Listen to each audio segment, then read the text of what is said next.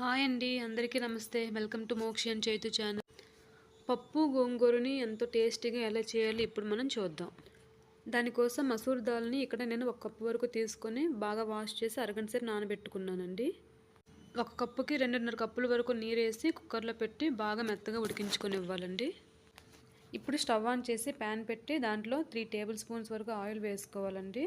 Oil కాస్త కాగాక దాంట్లో జీలకర్ర కొద్దిగా, ఆవాలు కొద్దిగా, మినపగుళ్ళు కొద్దిగా, పచ్చిశనగపప్పు కొద్దిగా వేసి వాటిని కాస్త దోరగా వేయించుకోవాలండి. ఇప్పుడు దాంట్లోకి వెల్లుల్లిని వేసుకోవాలండి. గోంగూర పప్పులోకి వెల్లుల్లి కాస్త ఎక్కువగా ఉంటేనే బాగుంటుంది. ఇంకా దాంట్లోకి ఒక 5 పచ్చిమిర్చిని బాగా కట్ చేసి వేసుకోవాలండి. వెల్లుల్లి పచ్చిమిర్చిని కాస్త ఆయిల్లో ఫ్రై చేసుకున్నాక ఇప్పుడు దాంట్లోకి ఒక ఉల్లిపాయని చిన్నగా కట్ చేసి వేసుకోవాలి. ఉల్లిపాయని కాస్త ఫ్రై చేయనివ్వాలండి.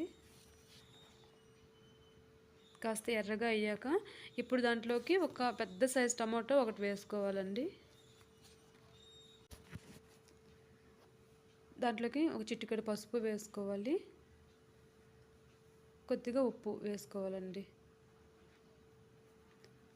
బాగా అంతటిని కలిపి టమాటోస్ అనేవి మెత్తగా అయ్యే వరకు మనం ఉడికించుకోవాలి. మూత పెట్టుకుంటే తొందరగా అయిపోద్దండి. 2 నిమిషాల తర్వాత చూస్తే టమాటోస్ అనేవి మెత్తగా అయిపోయాయండి. ఉల్లిపాయ, టమాటో, పచ్చిమిర్చి అన్నీ ఆయిల్లో బాగా ఫ్రై చేసేలా బాగా కలుపుకోవాలండి. బాగా ఫ్రై అయ్యాయండి. ఇప్పుడు దాంట్లోకి మనము కడిగి పెట్టుకున్న గోంగూరని దాంట్లో వేసుకోవాలి. ఇక్కడ నేను 1 కప్పు కందిపప్పు తీసుకున్నాను కాబట్టి 2.5 కప్పుల వరకు గోంగూరని ఇక్కడ తీసుకున్నానండి.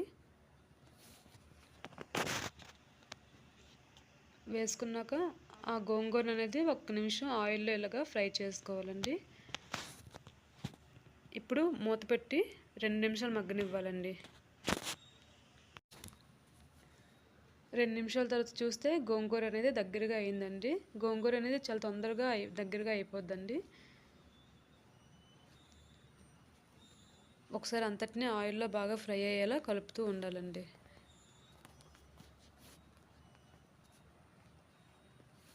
ఇలా కలుపుకున్నాక ఇప్పుడు మనం ఉడకబెట్టి పెట్టుకున్న కందిపప్పుని దాంట్లోకి వేసుకోవాలి. ఒకసారి అంతటినీ బాగా కలుపుకోవాలండి. మీకు సాల్ట్ సరిపోకపోతే ఇక్కడ మీరు బ్యాలెన్స్ చేసుకోవాలండి. దాంట్లోకి మనం కొద్దిగా కారం వేసుకోవాలి. పప్పు గోంగూరలోకి కారం ఎక్కువగా ఉంటేనే బాగుంటుందండి. ఇంకా చింతపండు ఒక 2 స్పూన్స్ వేసుకుంటే చాలండి. ఎందుకంటే మనం టమాటో వేసాము, గోంగూరలో పులుపు ఉంటుంది కాబట్టి అది సరిపోదు కాబట్టి కొద్దిగా చింతపండు అండి ఒక 2 స్పూన్స్ వేసుకుంటే సరిపోద్ది. వేసి ఇప్పుడు దాంట్లోకి 1 కప్పు వరకు వాటర్ని వేసుకోవాలండి. వాటర్ని వేసుకున్నాక అంతటినీ ఒకసారి బాగా కలుపుకోవాలండి. మూత పెట్టి పప్పు గోంగూర అనేది అది దగ్గర పడే వరకు మనం ఉడికించుకోవాలండి. ఒక 5 నిమిషాలు ఉడికించుకుంటే చాలండి. పప్పు అనేది దగ్గర పడింది. పైన ఆయిల్ అనేది తేలి దగ్గర పడిందండి. అంతే అండి, ఇంకేం వేయనవసరం లేదండి. పప్పు గోంగూర రెడీ. ఎంతో టేస్టీగా ఉండే పప్పు గోంగూర రెడీ అండి. వేడివేడి అన్నంలో నెయ్యి వేసుకొని పప్పు గోంగూర తింటే చాలా బాగుంటుందండి. దానికి కాంబినేషన్గా పొటాటో ఫ్రై కానీ లేదంటే ఆమ్లెట్ చేసుకుని చాలా బాగుంటుంది. సర్వింగ్ బౌల్లోకి సర్వ్ చేసుకోవడమేనండి. వేడివేడిగా పప్పు గోంగూర ready. Thanks for watching. Please like, share and comments.